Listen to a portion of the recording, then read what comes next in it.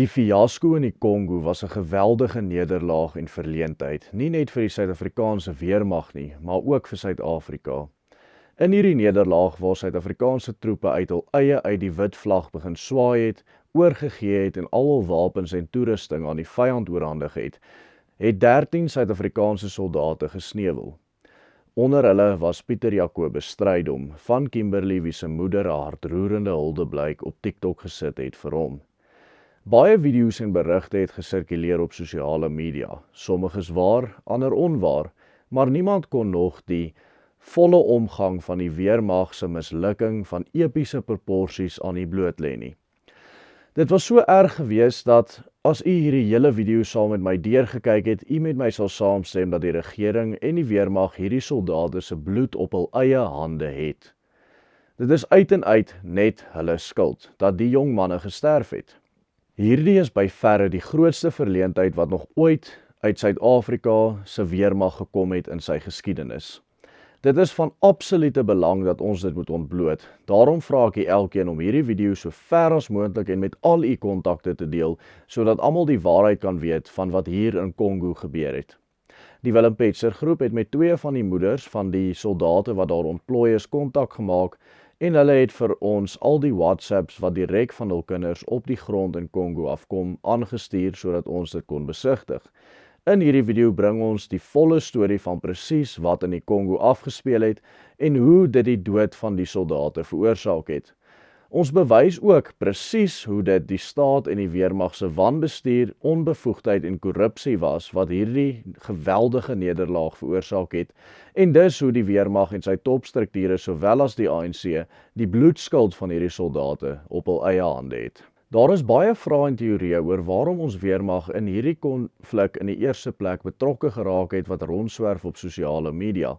In hierdie video gaan ons egter nie hierdie vrae aanspreek nie, maar slegs fokus op die harde feite van wat hier afgespeel het en waarom die weermag hierdie reuse verleentheid gelei het. Goeiemôre liewe vriende, Willem Petzer wat met u praat en dit is nou die 30ste Januarie 2025. Volg en subscribe op hierdie kanaal vir meer video's wat u ingelig hou oor sake wat in ons eie belang is. Sluit aan op ons WhatsApp groep om deurlopend ingelig te bly van die werk wat die Willem Petzer groep doen deur slegs u naam en van te boodskap na die nommer wat tans verskyn op die skerm. Die nommer sal ook in die kommentare op die video verskyn. Kom ons begin by die begin, voor die ontplooiing. Die ouers van die soldate met wie ons gepraat het vir ons ingelig dat daar oorspronklik voor die ontplooiing vir hulle en vir die soldate gesê is dat hierdie slegs 'n vredesbewaringsmissie is om orde te handhaaf in 'n area waar hulle saam met die Verenigde Nasies gaan steun aan die gemeenskap bied. Wat egter toe waar word is dat hulle in die middel van 'n volskaalse oorlogsone gelos is sonder enige logistieke ondersteuning en totaal ondertoegerus met voorrade en ammunisie was vir die kontak wat sou volg. Dit is ook belangrik om te noem dat hierdie soldate glad nie die nodige opleiding vir aktiewe oorlogvoering gehad het nie. Die weermag se opleiding is in elk geval teen hierdie tyd so afgewater dat dit volgens sommige van die ou militêre manne met wie ek gepraat het amper op die vlak van veldskool is. Dit was so erg dat toe die rebelle die eerste keer op hulle begin lostrek met mortiere en wapenvuur, die troepe nie die vaagste benul gehad het wat om te doen nie. Die een troep met wie sy moeder ons gepraat het, sê vir sy moeder, dit was totale chaos. Hulle het soos afkop hoenders rondgeskarrel en toe hulle uiteindelik 'n kaptein vind wat wegkruip in die basis ver van die linies af en hulle hom vra wat hulle moet doen, was sy antwoord eenvoudig dat hy nie weet nie. Regtig skokkend. Maar wat nog meer skokkend was die logistieke ondersteuning. Die troepe vertel dat hulle slegs daar gelos is met die kos en die water wat hulle oorspronklik saamgeneem het. Daar is nooit weer kos en skoon water aan hulle afgelewer nie. Die ondersteuning was nie bestaande nie. Dit het so erg geword dat soldate moes aas uit asdromme vir enige kos wat hulle kon kry en daarmee vir hulle self moes kos maak en enige vuil water wat hulle kon kry moes drink. Dit het tot gevolg gehad dat meer as die helfte van hulle begin siek raak het. Verder was die omstandighede in die kamp haaglik, soos u wat in hierdie videogrepe wat tans op die skerm verskyn kan sien. Deels te wyte aan die onopgeleide troepe se swak dissipline wat die basis soos 'n absolute varkhok of 'n nes gelaat het en deels as gevolg van die totale afwesigheid van 'n bevoegde bevelstruktuur. Die M23 rebelle, wat die elkeen seker weet deur die regering van Rwanda ondersteun word met voorrade, wapens en ammunisie, het Goma en die lughawe waar die Suid-Afrikaanse troepe gestasioneer is, oorweldig. Tydens die inname van Goma het die rebelle die water, elektrisiteit en internet afgesny. Dit het die families van die troepe gister vreesbevange gelaat, omdat hulle alle kontak met hul kinders verloor het. Benewens vir die feit dat hierdie onopgeleide troepe soos muise in 'n kathok in Goma gegooi is en dat hulle nie eers met kos en water ondersteun is nie, het die troepe ook glad nie die nodige toerusting vir hierdie aanval gehad nie. Daar was nie eers genoeg ammunisie in een van die 2 Suid-Afrikaanse basisse om vir 3 dae lank te hou nie. Die ander basis stuur toe nog ammunisie na die basis wat al reeds deur die rebelle omsingel is met 'n sameltroepedraer vragmotor. Toe die rebelle sien dat daar word nog ammunisie afgelewer, het hulle die samel opgeblaas met 'n vuurpyl. Dit is juis tydens hierdie ontploffing wat Pieter Strydom se lewe gekos het. Intussen slaan die VN-troepe vanaf Malawi en Uruguay te vlug en los die Suid-Afrikaners alleen op beide die VN-basisse. Daarna konsentreer die rebelle hulle aanvalle op die 2 basisse met die Suid-Afrikaanse troepe en hulle oorval hulle vinnig. Tot dusver is al 13 Suid-Afrikaanse soldate dood en meer as 80 gewond. Nog iets wat hier aangespreek moet word is die ongelooflike swak mediese sorg wat die gewonde troepe gekry het.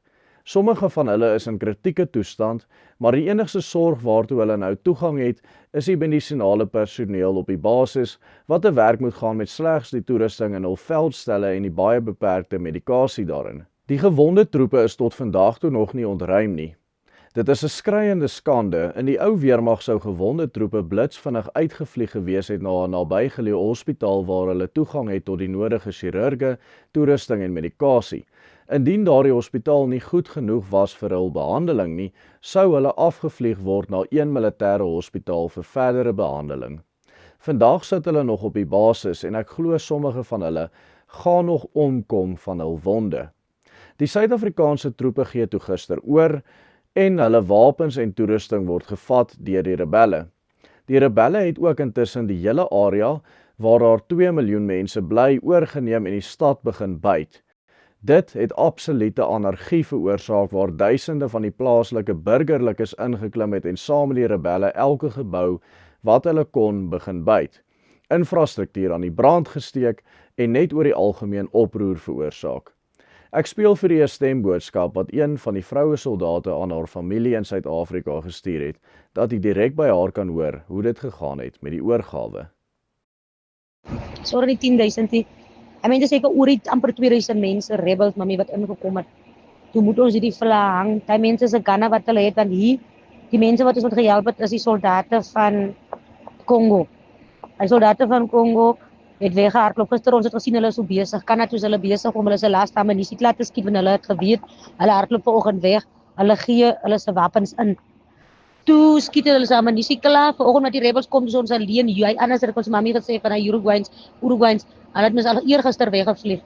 Toe Malawi het gesê hulle beklei nie want hulle is hierso vir peace.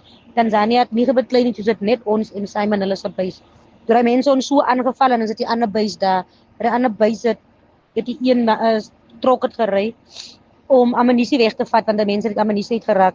Toe lei hulle die ammunisie af, toe sien die rebels, toe gooi hulle bom, een staf se kop is af en die ander mannetjie, ek weet nie wat is af en wat is weg, maar ja. So ons het nou opgegee, maar nou die mense het nou oorgevat, die is hulle nou besig om die airport en die ander base, UN, die mense wat wegry, hoe sê mens, Uruguay se base, is hulle besig om te loot. Die mense hardloop met dromme, met stoele, met mieliemeel, met kookolies, wat hulle hier weg hardloop. So hulle het nou gewen, hulle vat oor, so nou soek hulle vir ons hier weg. So ons moet nou orders wag wanneer hulle vir ons kom sê, ons moet ons goed vat en loop. Maar dit is op een voorwaarde, hulle het ons nou gewen, ons het gesurrender, ons besluit ons gee vir hulle wat hulle soek. Hy rebels kan enige tyd die inkom, mami, en sê, ons moet loop, ons moet ons trok, ons moet ons gunne net die agterlos. En ons kan niks aan doen nie, want ons het gesurrender. Ek weet nie hoe gee die kolonel wat hierdie besluit gemaak het, hoe loop sy vir Cyril Ramaphosa daar aan die voorkant, waar is die Ami se gunne en goed, nie.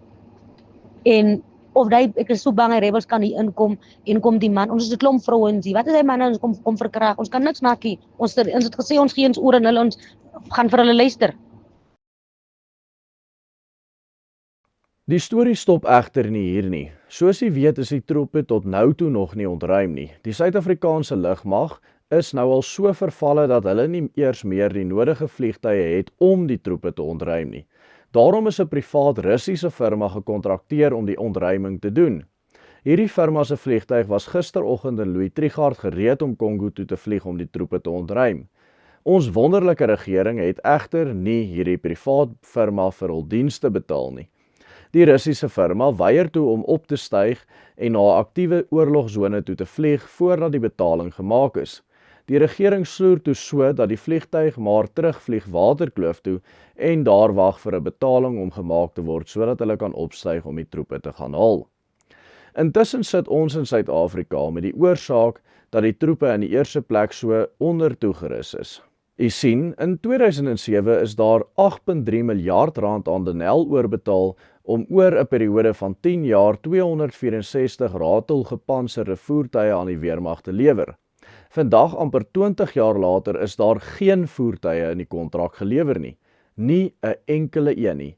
Die tekort aan gepantserde voertuie in die Kongo was juis een van die redes wat die militêre kenners aan ons genoem het dat hierdie nederlaag in die Kongo so blitsig gebeur het. Denel het hierdie kontrak nog gesubkontrakteer aan meer as 30 ander entiteite, omdat sommige van hierdie entiteite, insluitende die Zuma en Gupta skakelfirma VR Laser, nie hul werk gedoen het nie, het Denel se geld uitgehardloop en hulle kon nie verder hierdie ratels eers begin vervaardig nie. Hier sien ons nou 'n direkte en onmiskenbare bewys dat grootskaalse korrupsie van die ANC se kant af die dood van Suid-Afrikaanse troepe veroorsaak het. Verder het Denel ook intellektuele eiendom op 2 van hul missiele aan die Gupta beheerde firma in Dubai verkoop. En as ek sê verkoop, dan bedoel ek basies weggegee. In hierdie chaos het Denel daarin gefaal om die missiele wat benodig was om Suid-Afrika se Gripen vegvliegtuie met slaankrag toe te rus te sertifiseer. As gevolg van hierdie fiasco is ons Gripens tot vandag toe nog nie bewapen nie en dus nie geskik vir militêre gebruik nie. Met die is die Suid-Afrikaanse troepe in Kongo gelos sonder enige lugsondersteuning en moes op hul eie klaarkom. Nog 'n direkte en onmiskenbare bewys dat die grootskaalse korrupsie van die ANC se kant af die dood van Suid-Afrikaanse troepe veroorsaak het. Denel het oor die afgelope dekade meer as 9 miljard rand se toelaag van die staat af gekry om net aan die lewe te bly, maar ten spyte daarvan kon hulle nie die nodige toerusting aan die weermag lewer nie. Hierdie geweldige nederlaag is nie die troepe op die grond se skuld nie.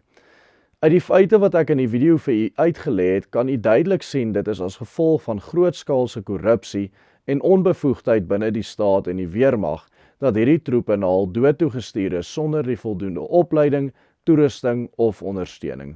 Die regering het elke een van die soldate wat in die Kongo gesterf het, se bloed op hul eie hande. Onthou om ons te volg op hierdie platform en onthou ook om op die Willem Petzer groep se WhatsApp groepe te klim, die nommer is in die kommentare. Totsiens en God seën u elkeen.